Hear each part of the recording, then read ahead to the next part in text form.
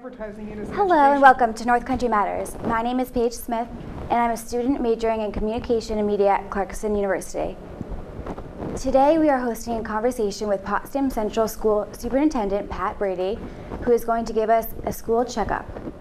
Joining him in conversation is Ann Carville, a former Potsdam School Board of Education member and a blogger, education blogger, and Donna Seymour, a member of the St. Lawrence County branch of American Association of University Women. Welcome in. Will you get us started? Okay, thank you. Pat will get right to the renovations then, if you don't mind. The former daycare center is now owned by the district, and we would like to know, if you would, what needs to be renovated, what are anticipated costs, the timetable, and when do you anticipate a public vote? It might be helpful to do just a little bit of a background before we get into those questions. I'm not sure how much the public knows about how the district assumed the daycare, but this was a building that was built back in the early 1990s on school campus, as you know, next to the middle school. It was about a 5,000 square foot building, and for 10 years and then an additional 10-year lease, the Potsdam Daycare Center, and later became Building Blocks Center, Daycare Center, they provided daycare services there, and as of May 2013, as part of an agreement, the building became district property. And so now we're looking to use it for educational purposes.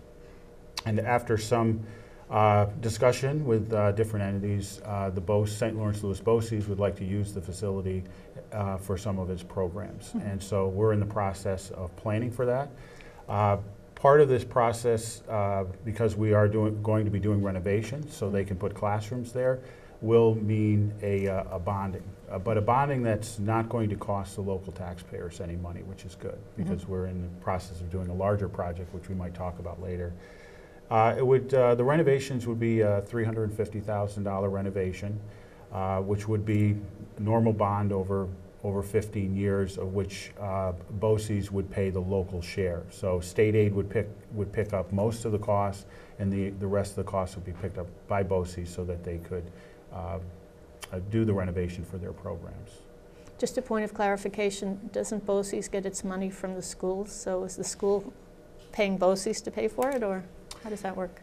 You're right, BOCES does receive money from the schools. There are 14 of the 17 schools in the county use the services for BOCES that are in the Potsdam Central School District. We've been a BOCES center for many years, and we have a variety of programs, including a growing autistic program. And this is one of the main functions they're looking to use the building for, is for their autistic program, of which, as I say, about 14 of the districts do use that program. So yes, the districts would be paying for the leasing of the space, because they'd be paying for both the leasing and they would be paying the local share. But the local share of the cost of a $350,000 renovation could range anywhere from $2,000 to $7,000 a year. So we're not talking a lot of money a year over a 15-year period, but they would also pay to lease that building. And just as we would need to do with any other building, we have to declare it unneeded for district purposes. It would be for BOCES purposes. And then we would also, besides making that declaration, put it up for a referendum, come to a lease agreement with them that they would pay to lease the building over time. Okay. Pat, at this time, is that going to be the dedicated use in that space for this autistic program, as far as you know, or is that still in discussion? No, that's the plans that have been drawn up is to use it for the it's entitled ABA program, is for autistic students. Yeah. So that will be the purpose of the program, of the use of the building. And you're expecting a vote in and around, is there a time? We're working through that process right now. We had to establish a fair market value for the building, and so we've reached out to some of our local realtors and business owners who are involved with commercial space in Potsdam, establish what is an average lease rate for commercial space, and now we're working out agreements with BOCES for the cost of an annual cost for the lease. So they would be assuming the lease cost plus the local share of the debt for the 350 in renovations. That will take a public referendum. The public will need to vote on it, and we haven't set a date yet, but it will need to be done before February of 2014 if we want to get the renovations completed for starting in the beginning of the 14-15 school year. Okay, great, thank you. So this is really seen as a very short-term renovations package, nothing that's going to take a whole lot of time once they can get in? No, this is a $350,000 in a renovation package relative to any school construction is small. The space was, you know, if you've been inside, you'll see very high ceilings, Right. very architecturally pleasing, but functionally it needs some work if you're going to make it into classroom space. So we would need to put in drop ceilings, and we would need to put in doors, and we need to change out the HVAC for heating and convert it into classroom space. And so, you know, that does take, it's a relatively small renovation. Right. And relatively small cost comparatively. Good. Pat, the last time we actually had you in here, you were talking about what was planned for the current renovation package, which is pretty much to completion, the roofs and some of the other work that was done. Can you give us a little update on where you're at with that package? Sure. This was in total an $18 million construction package that the public voted on in a referendum last fall. We cut it into two phases, one being the roofs, and that we're very pleased that was underbid by almost $1 million. So we had great bids on that project. And the key focus of this project is energy efficiency and security. Those are our two main goals. And with the roofs, nothing's better than making your building more energy efficient than new roofs. And these are 30-year warranty Carlisle roofs, mostly at the high school because we did the middle school in the last project, and also at the elementary school this time as well. So that helps to button up our roofing, and we won't have to touch many of those roofs now for a long time. So we had some money left over there that will go into phase 2 of the project. And phase 2 will be completed over the course of the next 2 summers. This is a project that will be completed in the fall of 2015. And we now have our plans into state ed. State ed is quite backlogged right now on their capital projects, and they're looking at sometimes 6 months turnaround. So this is a very key point, because we want to be sure that we got it in the queue so that we can come out at the optimal time for bidding out to contractors, which is normally in the first few months of the year, of the calendar year. And that's a project which, for the most part, the public's not going to see, as they did with our last project, major changes on the surface, but we will be changing over our last pieces of steam to hot water.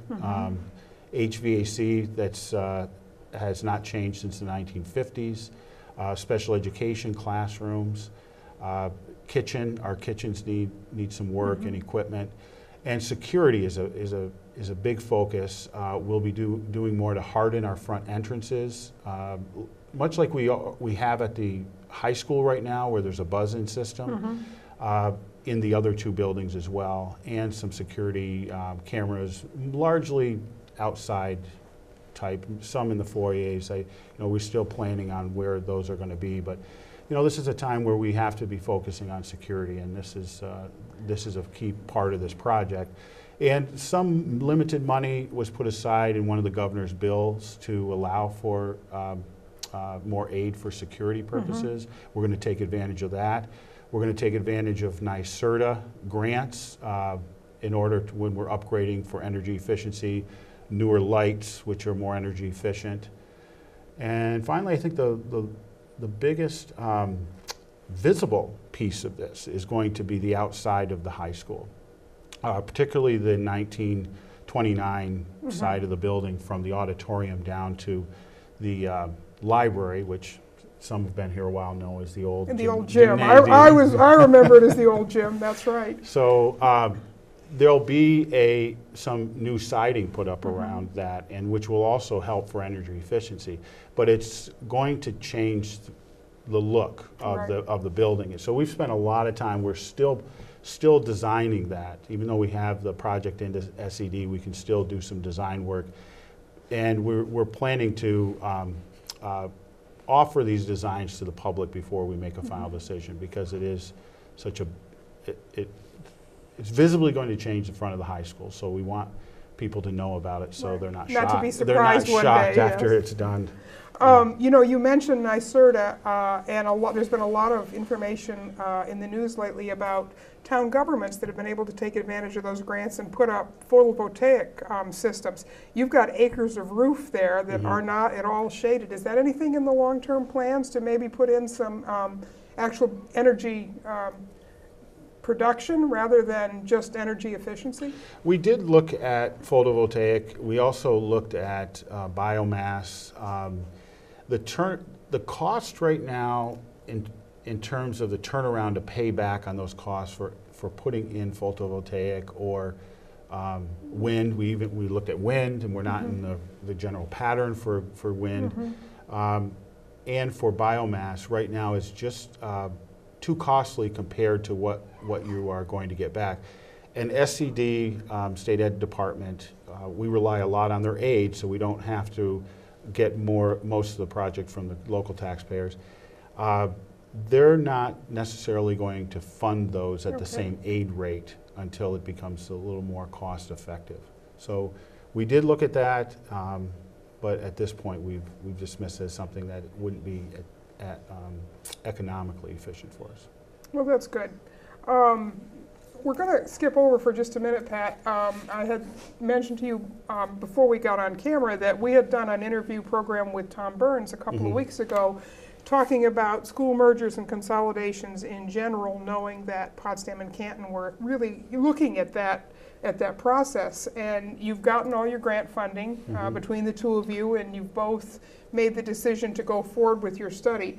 Can you give us a little bit of background on how you expect this process to work and what you're looking at and looking for between your district and Canton's district?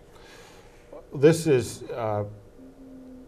this idea, this concept of looking at consolidation comes out of 4 to 5 years of receiving less state aid. We're receiving less state aid now than we did in 08, 09, and it's put a lot of pressure, particularly on average needs districts like Canton and Potsdam. Our two districts have lost more than any other schools in the county. And where some may say, does it really make sense for larger districts like Canton and Potsdam to look at each other? Why not the smaller districts looking at Canton or Potsdam, which we had in an original study that was done in 2010 for the county. But the finances don't work that way. The structure doesn't work that way. The smaller districts, which are centers of their communities, it's not cost effective for them to join right now. They're not, and some of them aren't in the same economic situation because of their different needs category. They're higher needs and they do get more aid. So they're not looking at those types of mergers. So it kind of forces us to look at each other. Both districts have lost over 50 employees, about 1/5 of their staff over the last couple of years, the last 4 years. We're trying to do more with sharing. We're sharing our buildings and grounds supervisor with Norwood Norfolk. We're sharing our food service director with Parishville Hopkinton. Anytime we can maximize BOCES aid on any of our employees, we are. But it comes to the point with the rising costs of health insurance and pensions particularly, that we have to look at other options. And we had the community forums last year, as you know, and we talked about mergers and what it would look like. And we received some pretty positive feedback from people saying we have to look at all options in this case. And we're comfortable with that. One of the reasons we're comfortable because we know as we go through this process, the public in the end has the right. They have the final decision. This is their school. This is in both communities, so they will have the right. So we're now at the point of steering through the process. We were able to secure, as you said, some grant money, so it's not going to cost locally the taxpayer. Very pleased with Senator Griffo and Ritchie for coming up with the money. We also put in a grant through the Department of State, and we'll hear in December whether we receive that. That will actually possibly be some extra money, because right now we have the money through the senators to do the study. And we've chosen, after a request for proposals process, we've chosen the Western New York Educational Services Council from the University of Buffalo, who've done many of these studies, including the most recent one at Brockton and Westfield down in the western part of the state. And we're meeting with them, and we've met with them already as far as selection, but we're going to have a joint meeting on October 29th in Canton at the library at 6 o'clock to look at setting up a joint steering committee, which would be 28 members, 14 from each district, that will help this consultant and help the district to steer us through the creation of a feasibility study to see if this is in fact something that would be in our best interest to do. Who's going to be on that committee for Potsdam? Do you have in terms of, are you looking for a certain segment of all of the school population to be part of that process? We are. We're looking at, we want a cross-section of the school in the community because we want a variety of perspectives. So we will have parents and teachers and students and business leaders and senior citizens, and just a real cross-section. Higher education, because that's a major part of our communities, both of our communities, that would serve on the council. Yeah, that's actually a good point, because Potsdam and Canton are very similar demographically, and they also have similar problems tax base wise because of those demographics. So in a lot of ways, I think looking at a merger or consolidation is going to be easier for two similar communities than it might be for a really large community and a small community that would feel like it was maybe going to get lost in the process. From what we've seen looking at other mergers, merger studies in communities, the closer you are to in terms of your demographics, the more successful you may be. Tax rates are a big part of this too. You can't have one that has a much higher tax rate than the other, but you can't have one community that feels also that they are possibly better than the other community. And I don't think that's the case with Canton and Potsdam. I think we're very similar in our demographics, and the rival piece is something else. That's well, other places have figured out how to deal with that part of it. So but that'll be a factor down the road, I'm sure. Okay, so are we ready to move on to the Common Core? Okay, I have a question, Pat, but I'm going to give you a little backdrop before I launch into it. The Common Core specifies skills students should know per grade level. It couples these skills with tests to measure whether they've attained those skills, and it ties the test results to teacher and principal evaluations. Now, Commissioner King, as you've undoubtedly read, had planned a series of town halls to discuss the Common Core. The first one in Poughkeepsie devolved into a shout fest. The remainder were canceled. And at this point, teacher unions are calling for a 3-year moratorium on using test results for high-stakes decisions. So, having said that, the Potsdam Central District is planning town meetings with teachers to discuss the Common Core. So my question for you is, when are parents, community members, and students invited to be part of it, and what is your overall goal in having these meetings? I did watch the video of the commissioners' forum at SPAC and Kill, and I saw that many of the same questions that came up there were questions that we had at a forum that we held as well. The Common Core curriculum is a new curriculum that's being adopted by 45 states across the country, but they're at different places in that development. New York has probably done more work than any other state on implementation, in that they're not only providing the framework, but they're providing the curriculum as well. And it's that curriculum that tends to have parents and teachers very concerned right now, partly because these curriculum modules have not all been released yet. So teachers, you were a teacher once, Ann, when you first started teaching, you kind of tried to keep one chapter ahead of the students because you just got hired, and you're teaching and you're doing your best you can, you're working hard, but you're one step ahead. that's no way to plan. No. It's the reality of a new teacher, but it's no way to plan. But that's what we're asking all of our teachers to do right now. They can't see the full gamut because the full curriculum modules haven't been put out. And what they're seeing coming out is a different way than they're used to teaching, and it's teaching math not just one way, but a variety of ways. This is going home to parents who are having a very hard time trying to understand, and we're talking about very educated parents. We had this forum, and we had college professor parents who are saying, I'm having trouble supporting my fourth grader or fifth grader at home with this because I don't know what they want. Pat, I remember when new math came out. Same thing.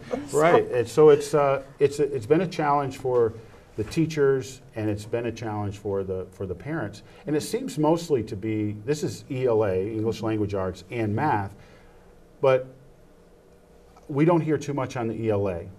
What we hear more on that side is there's some books that have been put on the list that maybe aren't appropriate at certain levels. We've heard a little more about that. But the math, when we had a parent forum last week, all of the questions were on math and how do I help my child? So it's been implemented. We're trying to, I know what the purpose of this is, because as a nation we are far behind many other countries in terms of our math, our ELA, our science, and we do have parents spending and students spending an inordinate amount of money in first-year classes in college, first year in college, paying for remedial classes which they don't get credit for, but they have to spend the money for. So we get that. Our problem has been the implementation, and this is what we told the commissioner as superintendents a few weeks ago, was all the great things that are being done to try to raise standards and all the great resources, because it's really unbelievable the type of resources that the state's putting out right now, but it's all being overshadowed by the fact that this has been implemented way too quick. And we really should have had another year to to have these materials put out, have the teachers be able to deal with them.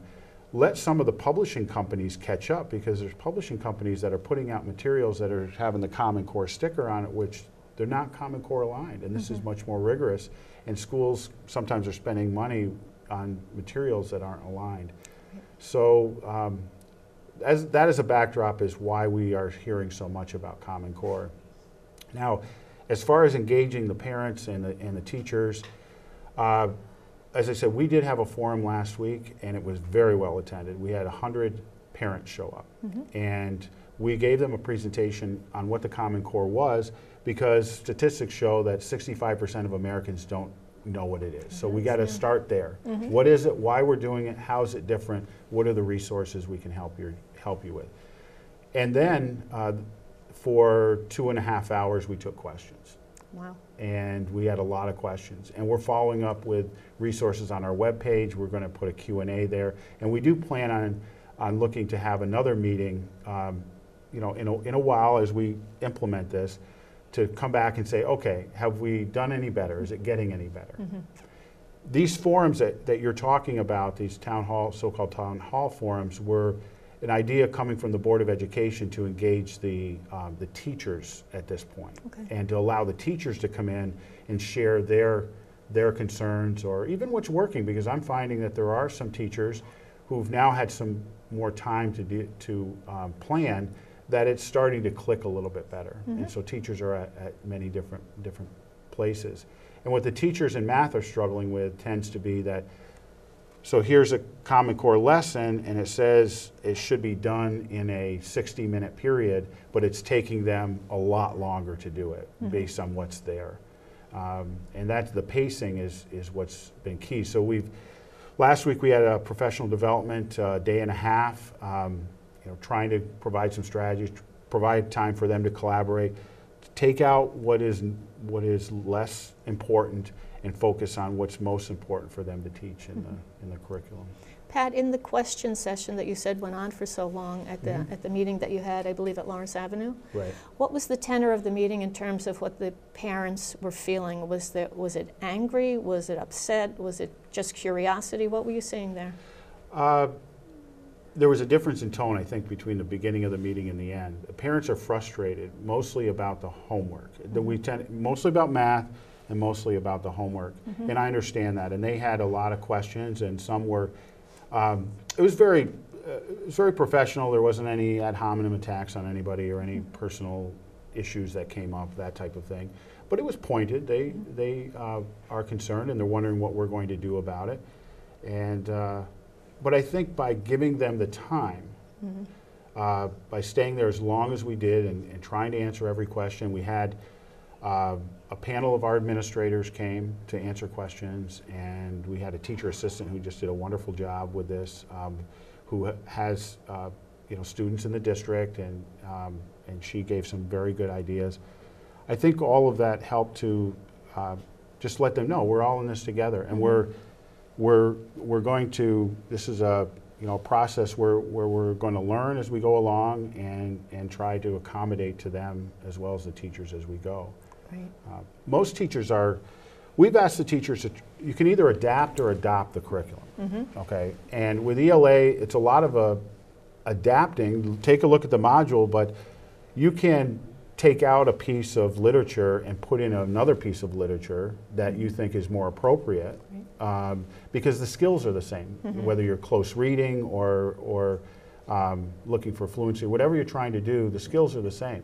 The math's a little more challenging, so we've asked them to adopt the modules as they are, but then put their own personality into it and do some adaptations, because there aren't many alternatives. They would be spending a lot more time trying to bring in resources that aren't aligned with the Common Core into math. Right.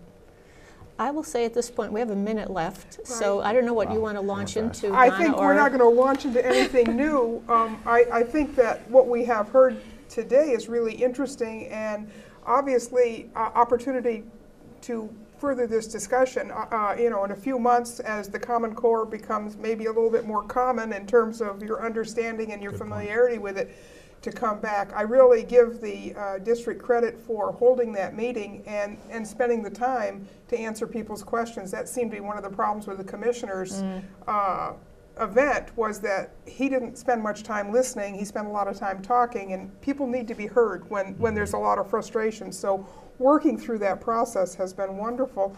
And particularly, to go back for a second to the issue of the merger talks, we definitely want to have you back to give a checkup on that process as we go through it the next 2 years. So thank you. No problem. We know the community is very interested, and I think most will say right now that to study and to see if it's feasible is a good idea. There's no one around our table who is taking a position on it, because we can't. We don't know if it is the right thing to do at this point. That's why we have a study. But then I think once the study comes out and the boards need to decide if they want to go forward with it, is when we'll probably hear more feedback. Good. And pointed. Well, thank you for coming in today, All right. Pat. It's Thank been you, very, Pat. very interesting and very informative. Well, thanks for having me. Paige? My pleasure. Hello, I'm sorry, our time is up. Thank you both. These conversations are a production of North Country Matters, produced here in the studios of WCKN on the campus of Clarkson University. This show is a civic collaboration between the St. Lawrence County branch of American Association of University Women, the St. Lawrence County League of Women Voters, and Communication and Media Department of Clarkson University. Until next time, remember, your North Country matters.